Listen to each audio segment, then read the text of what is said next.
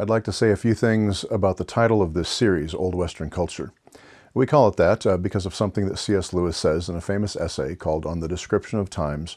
where he remarks on the continuity and the consistency across all of what we call Western civilization, from the Greeks up until less than 200 years ago, when he identifies a great change such that the modern world since that age, the early 1800s roughly, for a variety of reasons is different. And we no longer in this modern age share many of the common assumptions that all of antiquity, medieval Christendom, Western Europe up through the Renaissance, Reformation, and the early modern world did share. Consequently, there's a gap, there's a gulf between the modern age and the ancient world. We are not part of the same stream anymore. We've abandoned many of the continuities, many of the shared assumptions that old Western culture had.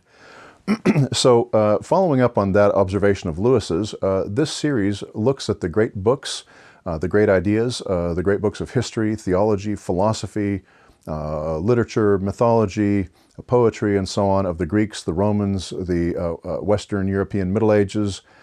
Christendom, that is, and the early modern world, to see what those things were that made Western civilization, old Western culture, which we seem to be abandoning in our modern age.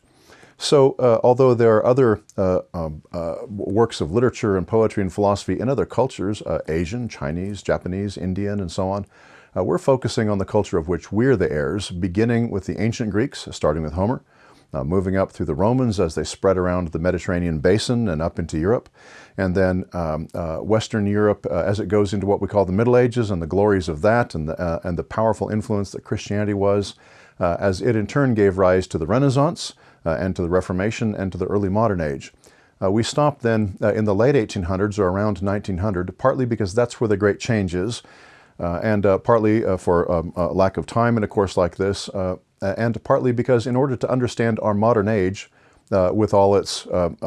virtues and its great vices, we have to be grounded in the historical past that gave shape to us.